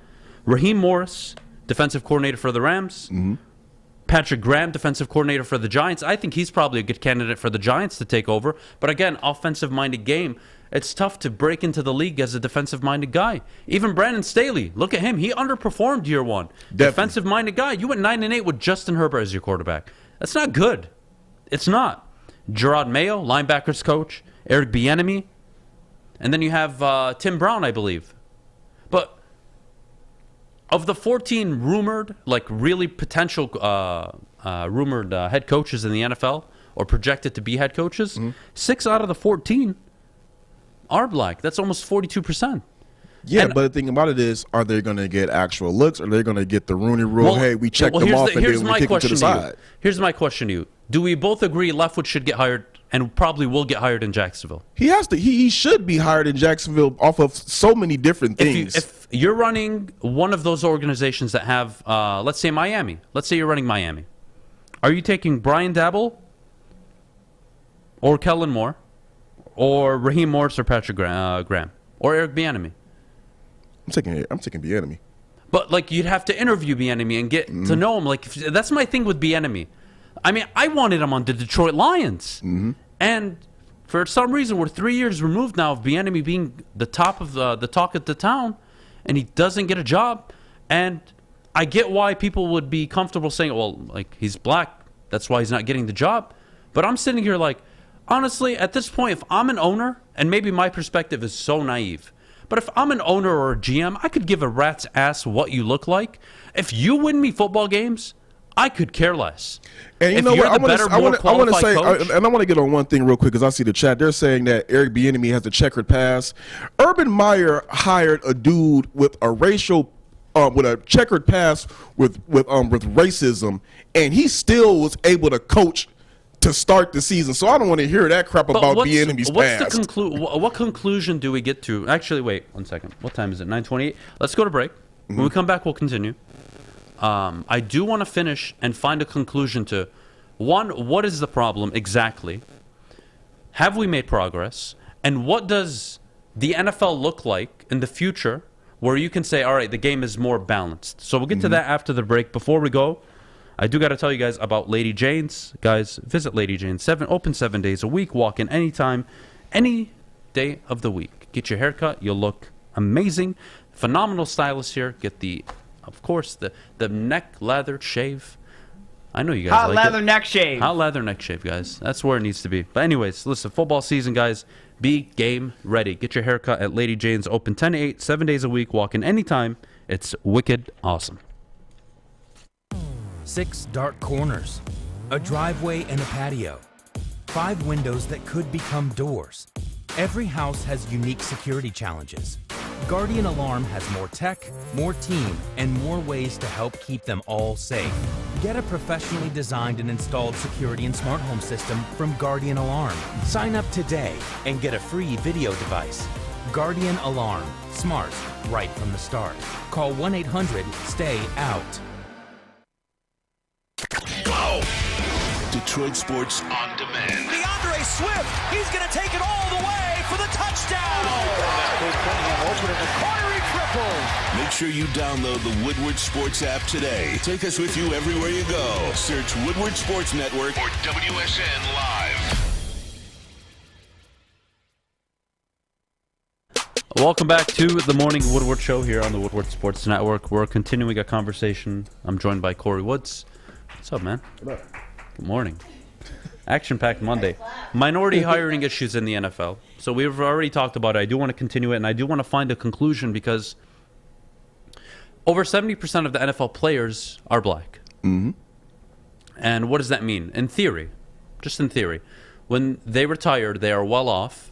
Not most, I would say you have an opportunity to finish your career financially well off, regardless of the position you play. Yeah, there you go. You have the opportunity because I actually talked to Michael Vick about this, and he said not just all NFL players, black and white, they have bad credit. They retire with some financial issues. So that's another. That's a conversation one of the for reasons another why day. I push for NIL and the NCAA to find financial literacy courses. But I don't want to get off topic. Let's say I don't want to get off topic. Here we are. What is is there a number of black coaches in the NFL where we stop saying, "Oh, the league is not heading in the right"? Like, is there a number? What is the solution? Is it opportunity? Because maybe it's ignorant, but it's 6 out of 14 available coaches I listed, or excuse me, 7 are African American. For this upcoming offseason of chaos and coaching hires. And honestly, of the 14, there's going to be someone hired that we've never heard of. It's just always how it works. But if I'm a GM, Leftwich is on my list, and if I can get him, I want him. Bieniemy, I've been wanting him for years. No problem hiring him. But Patrick Graham and the Giants, I need to see maybe a little more. Gerard Mayo, he's taken the leap from linebackers coach to head coach. That's a bit of a risk. I'd rather see him as a defensive coordinator maybe at first. I think the most polished one is Raheem Morris. He comes with experience at least, but it depends on like the project I want. And unfortunately, the NFL is very offensive-minded. And 4 out of the 6 available black frontrunners are defensive coaches.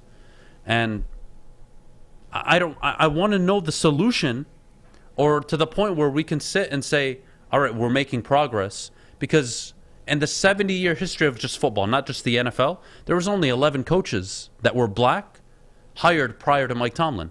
Since 2007, there's been 15, and likely 17, 18 after this offseason. Who knows? But what is the definition of we've made progress and that coach has had a fair chance? Because when I go through the list of all these coaches, outside of Jim Caldwell, they all have awful records. And then they're obviously successful one. Dennis Green got 3 jobs. Dungy got 2. Lovie Smith got 2. Tomlin, anomaly, obviously. Marvin Lewis, anomaly. They were with teams for so long. But the point is, outside of Jim Caldwell, who I wouldn't even hire. If you told me my franchise, I could hire him, I honestly wouldn't. But again, it depends on my situation. Am I in a rebuild, or do I have the young quarterback and I want to get him a young offensive-minded coach? What does that progress look like? Here's the thing, and I want to be real careful on how I say this. I said it on Friday. You want to hire a coach based on one thing: he's a damn good coach. Absolutely. You feel that he's qualified for the job, and you feel that he's going to be a great leader of your team. But when you look at the list of head coaches in the history of the NFL, and there are only 21 black men that have been hired into those positions, out of all of those, in 2008, you go goose egg for minority candidates. You just have Roger Goodell over, I think last year, like maybe 2 minority candidates hired, black head coaches hired. He said, this is not what we were thinking. I think the issue is not necessarily like, oh, hire a black head coach to fill a quota. The problem is they're not being given the chance to get these opportunities. They're getting, like, when I look at the Rooney, every year when we see these black, the Rooney Rule, we see these guys getting interviewed, it's normally the black head coach gets interviewed first, and then they go into them.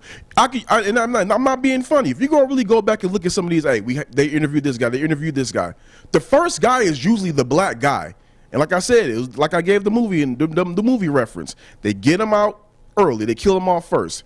Then they go interview who they want, so that way they can go ahead and satisfy that I Rooney don't rule. like the Rooney Rule. I think it's actually extremely disrespectful. So the thing is, it's going to take a progressive owner, a progressive front office that is going to be willing, well, more than just one. It's going to take some owners that are going to be willing to give these guys more chances. The NBA has done a really great job. It's a win league, and if you don't win, you're not going to stick around. Marvin Lewis is a good example of that. He stood I think just like Mike Tomlin, we really want a Marvin Lewis analogy. Mike Tomlin is the anomaly, just like Marvin Lewis is an anomaly, but in two different scenarios. Yeah. Cincinnati, I think Cincinnati just as an organization was just really complacent. Okay, we're getting into the playoffs. We're usually if they gave him more money in the in free mix. agency, if they re-signed some of their star players, I'm sure they would have won a few playoff games. But yeah. We talked about that on Friday. It's just really about opportunity. That's all. That's all player people want to see is more opportunity. Because there always has to be a cavalier, right? Mm-hmm. Who's going to be the black coach that really changes the game for everybody? And it was clearly Tony Dungy first. Well, Dennis Green and then Tony Dungy, like long-term successful coaches. Then came Mike Tomlin, and then he won a Super Bowl after Tony Dungy did. And that was like a big deal. And then Lovie Smith got to a Super Bowl. And so now you see, so I'm obviously, I'm an Arab American, right? Mm-hmm. But I don't feel like Robert Saleh to me shows that, wow, an Arab can coach football. That makes sense, right? So now a whole new generation, which takes time, will be inspired maybe to get into football and coaching. And with players, and really black NFL, just any across the board. We talked about this on Friday in terms of ownership. There's only 7 black billionaires. How long ago did slavery end, Kory? How long ago Jim Crow? How long ago did all these opportunities just fall into place? How long have people been trying to catch up? So it is behind. And I think through time, you're seeing more coaches that are black being hired. It may not be at the rate we'd want, but I think it's also... Who's the talent out there? I listed you the talent I believe who are black head coaches or can be black head coaches, and I left out the Lions defensive coordinator Aaron Glenn. He'll be up for a damn look. Deuce Staley will likely be an OC, and if he succeeds in Detroit, he'll likely get a look. And like I said, I think it's just a matter of time. It's really an argument that Deuce Staley should really be the head coach of the Eagles, but I mean that's neither here nor there. Yeah, I don't know about that. I mean, running backs coach to head coach, that's what pissed me off about Joe Judge. Special teams to head coach. I mean, it doesn't make sense. I would say, but again, in the case of Deuce Staley, he was long tenured there for quite a while. True, he was a locker room figure. Had the respect of the players in the locker room. Everybody pretty much thought it was going to be an easy transition to him. I mean, Nick Sirianni, got to give him his credit. He got them to the playoffs, but at the same time, look at how they looked all season. They did not look. They looked like they snuck in more than they played great football to get in there. But again, it's not like, okay, you guys, the NFL has to have this number of black coaches and we'll be happy. It's just that you want to at least feel like it's an effort being done. The Rooney Rule to me is a cop-out. The Rooney Rule is a cop-out to go ahead and get them out the way. I don't like it. Yeah, I think it's extremely disrespectful. And I don't like it, but at the same time, the Rooney Rule has to exist because there were periods where they weren't even getting a look. Like I said, before the Rooney Rule was instituted in 2003, there were only 6 black head coaches in the league's history. That's an issue. And regardless of whether you want to say regardless of whether you want to say, well, they weren't good enough or their record is this, the thing is that their record is going to be, I don't want to say their record is going to be pretty low, but when you don't have enough data to really say whether they're good or not compared to all those other head coaches, it's going to look skewed in either direction. I mean, you got 21 out of what? Who knows how many NFL head coaches there have been? Definitely over hundreds, and there's 21. That's really they're really underrepresented. And the thing is, when you have a league that is over 70% black, as you said, yes, the league is represented 70% black because, hey, the black athletes are getting the job done. They're out there playing. But I mean, what is the league all about? If you are really good, you're going to be in the league. But they're given the opportunity. They're making the teams money. These black head coaches are not even getting the opportunity. They're getting position jobs. We're now starting to see more black coordinators. So in that essence, that's what I mean by in progress, that essence, right? I think we're getting some progress because we're starting to see more black coordinators. But when you end the season how we end it right now, and that Mike Tomlin is the lone standing black head coach, that's when it really gets to it. Just like it's really a glaring issue. Like, but okay, don't you think the what's fact the big that deal? so many of African Americans, like even me, like, so I'm white, right? Like I wasn't going D1. Like I wasn't. Yeah. So at 22, I can decide to go be an assistant at the university I am, get 10 years of coaching experience, and by the time you get out of the league, I'm probably an OC or a DC or pretty damn close to it, and you're just coming out and you're just starting. So, and that's 70% of the players, maybe even more. And a lot of these guys that we just talked about on this list are all former players, Kory. So it's not like these guys are, they finished university, they weren't good enough to play in the league, and then, they all played. They all played. So I do think it's a matter of time before you start seeing an influx of it. I just think I don't like that we force it, and I don't like that a Rooney Rule exists because, no, damn it, I want to interview Brian Leftwich, not because I have to, because I actually think he's a good coach. I really do. And I think he'll work out in Jacksonville if they hire him. I want to interview Aaron Glenn, and I want to figure out how the hell I'm going to win with him. And I know that if I'm going to hire Aaron Glenn, I need to have the quarterback there already. I can bring him to Denver. He will fail. He will. You're going to need more to really get ahead of this. You're going to need more families like the Rooney family. I guarantee you, if Mike Tomlin were the head coach of another team, Mike Tomlin would have been fired. The reason that he wouldn't have had the success. He wouldn't have. Yeah, exactly. But the thing is, Mike Tomlin is with the Rooney family, with a Steelers organization that they're going to do everything they can to make sure that they put the head coach in a position to succeed. They recognize that they got to. Yeah, they're not the Lions. They're not the Texans. They're not the Panthers. They recognize that. Okay, you know what? First off, he hasn't had a losing season, and that's a testament to his coaching. Yeah, I mean, he's that's a testament to his coaching and the organization saying we're going to give him everything that he needs to succeed. A couple of these black coaches, like a Steve Wilkes, like a Vance Joseph, some of these guys are giving rebuild jobs and then getting pushed out the door because they don't get it done in the first couple of years, and they don't get it. Like I said, they don't get a chance to be a part of the rebuild. They get. Okay, you know what? You didn't take us from the basement to the playoffs in your first couple of years. All right, you're out. So that's the interesting thing about the NFL. When you know that you don't have it, like you're in a full rebuild, Kory. You know you're going to lose for the next 2 years, like the Lions are. You bring in a guy like Dan Campbell. Exactly. And if he doesn't work out, I don't think anybody's going to be mad because they all knew the roster was pretty bad. Absolutely. So whether... So that's what I'm thinking. Like with Steve Wilkes, with some of those rosters, you knew this roster was trash. You knew this roster was bad when you brought this guy in here.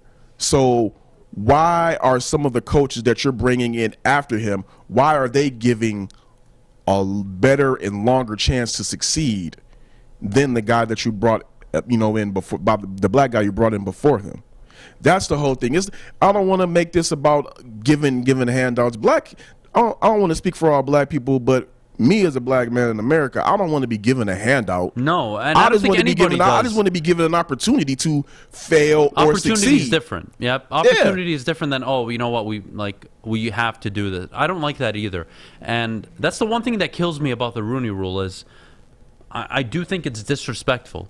Because I think you are just as, if not more qualified than me in a lot of things. So why should it have to be? You know what? I should interview Kory. Well, yeah, he's black. Let's check that. And even not even. Let's add more to it. They even had to enhance the Rooney Rule where if you hire black coordinators and they get hired as a head coach, then you get draft picks. So now teams are getting incentives for hiring black coordinators.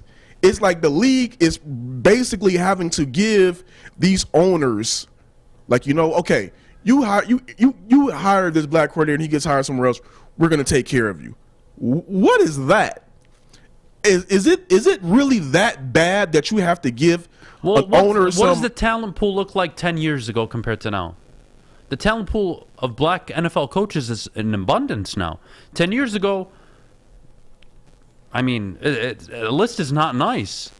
And I think that's like why I'm saying what I'm saying, because I do think given time, this will correct itself. And I think the more you see 20 coaches, the more you may see 10, 11 of them being black coaches, because I just think it's a matter of time, learning, going through the process, becoming a special teams coordinator, OC, etc., like making that progression. It takes time.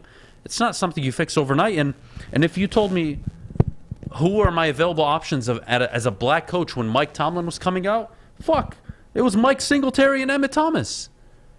Like, but how much time do we got? Oh, I know. I get it. That's what I'm saying. How much time do we got? I get it, but you're seeing the progress at least. But you are seeing progress at least. And the fact that a coach like Aaron Glenn can go to the Detroit Lions, which I could argue, defensively, as a defensive coordinator, that might have been the worst job to take. Because if you have, which they did, the 31st ranked defense, people are going to look at you like, oh, man, this guy, he doesn't know how to get it done. But the truth is, no, he actually showed progress under the Lions, and he showed he could coach, and that's why he's getting a look. So it can be true, and I can agree that there's a clear minority issue in terms of how many coaches that number. But, damn, the NFL cycles head coaches. We have 7, 8 new openings every single year. The league average, I believe, is 7. So I don't think black coaches are getting fired just like that because they're black. I think they aren't being hired enough because I think the talent pool is just now starting to catch up with the rest of the league. Look at Mel Tucker. Mel Tucker's going to get an NFL look. He just is.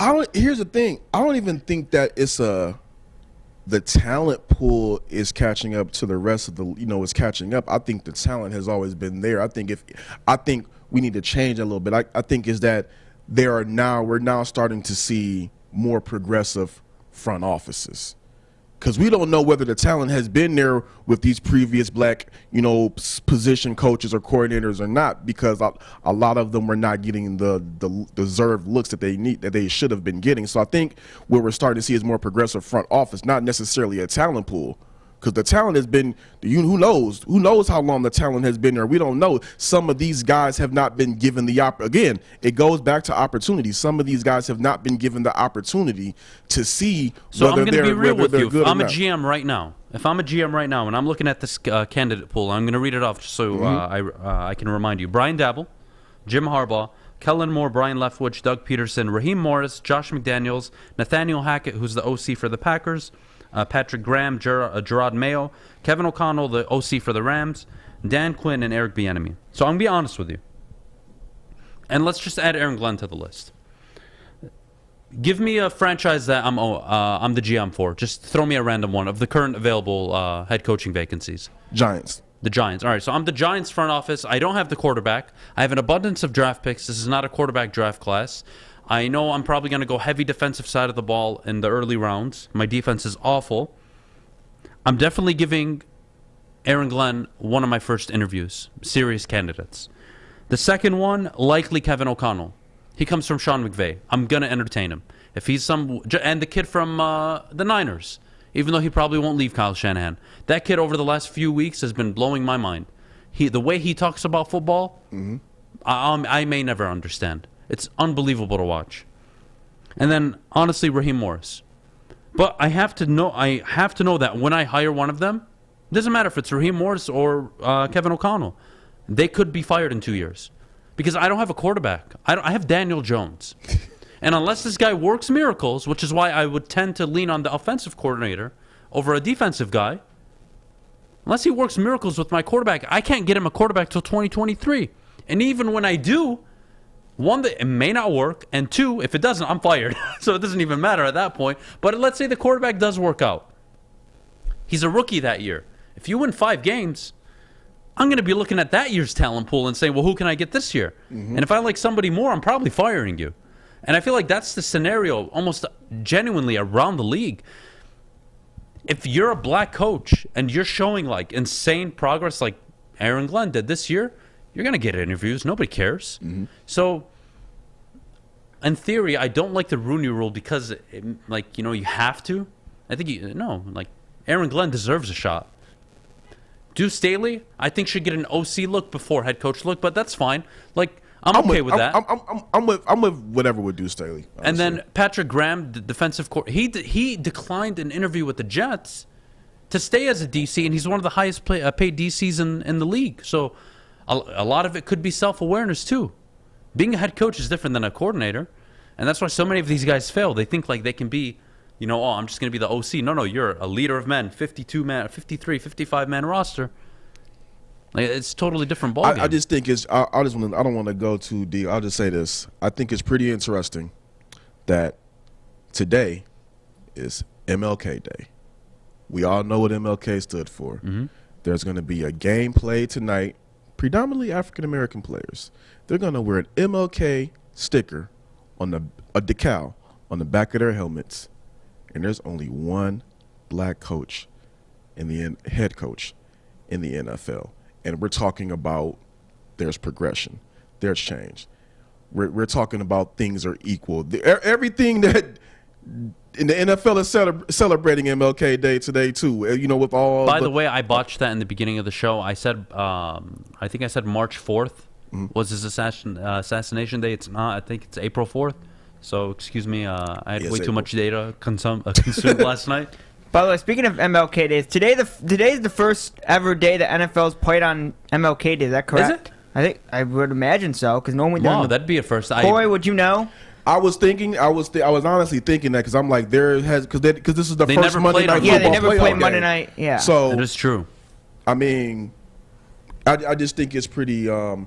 Probably the first MLK Day, not his birthday, because there's a game in his birthday, but the first MLK Day, because a lot of people like to think MLK Day is his birthday. It's not. It's not. You guys are. All right, well, we got to go to break. Mailbag time, guys. Get your questions ready in the chat. Excited to have you, Kory. Thank you so much. No problem. No problem. It's a really difficult subject to talk about. And again, it's like I don't want to double talk. It's not about okay, you got to do like the NBA and have half of the head coaching jobs are occupied by black men. It's not necessarily saying that. It's just really about give them the opportunity and let's see what goes on. Because when you look at the number of head coaches in the NFL's history and the number of black head coaches, you can not say that there is not an issue, because the numbers dictate that there is an issue. I'm with you. There's something there. You're blind if you don't think there is an issue.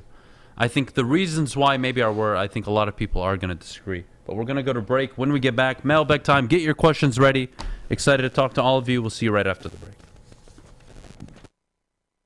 Okay, you thirsty little spin goblins. I want you to pedal into the next dimension. Spin it! Spin! Spin! Uh-oh! Carmen's falling behind. Let's give her the hiss of shame. Spin! Spin! Spin till you bleed! Don't ride the bike of shame. Come to Planet Fitness and find your own lane with tons of equipment, free fitness training, and no hissing. Join today for just $10 a month.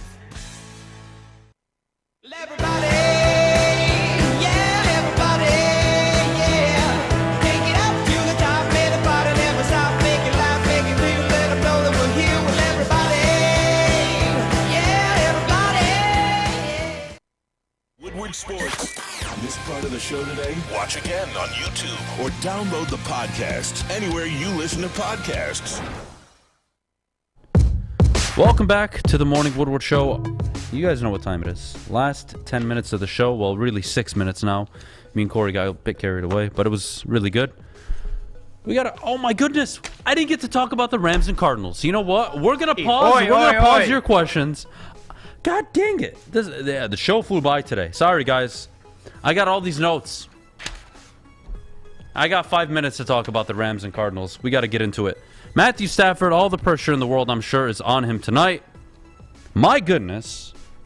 There's so much to talk about for this game. So much. Kory, would love to hear your take on this. I'll tell you what. I got the Rams winning, and I got all the money I made over the weekend on the Rams. I'll publicly say it now.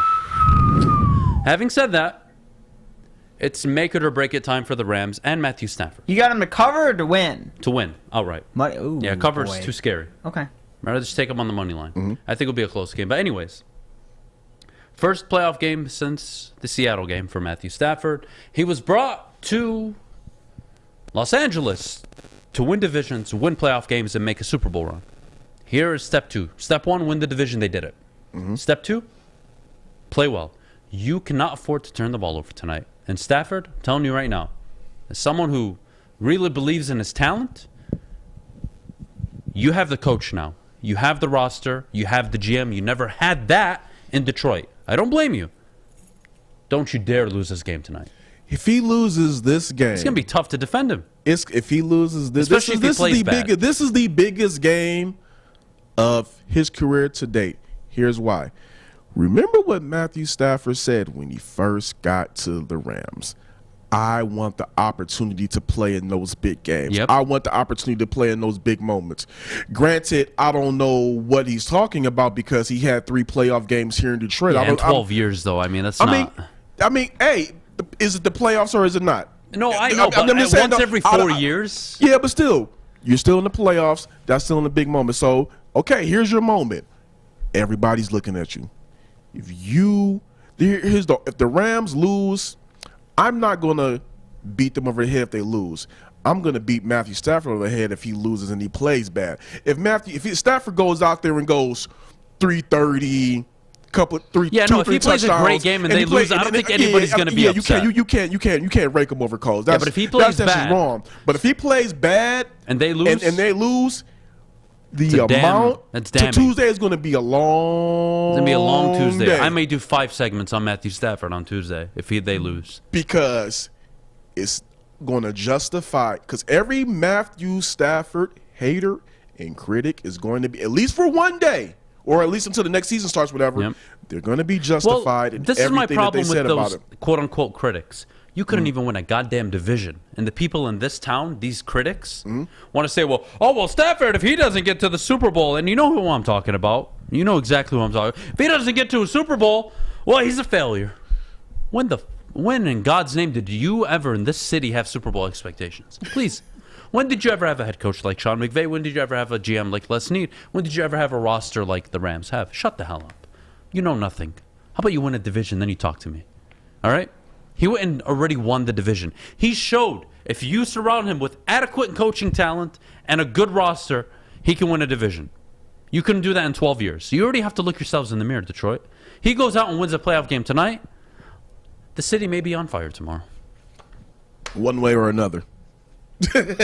But if he loses tonight, still going to be on fire. I think tonight, I think he's going to, as somebody who's been a Stafford critic, I think tonight he's going to play the game of his life because he has no choice.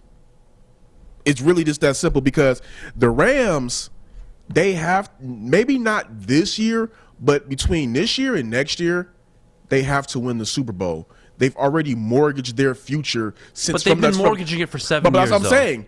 They've been mortgaged. They mortgaged it from the moment they drafted Jared Goff. They've mortgaged their first round picks and all that stuff.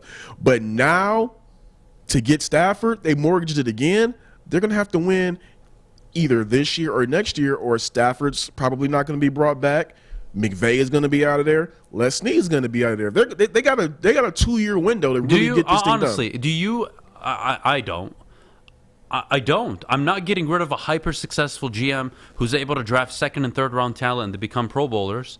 And I'm not getting rid of Sean McVay, who's an anomaly in terms of young head coaches who came into the league 5 straight winning years. Even if they don't deliver me yet, like they've shown me they can get me to the Super Bowl.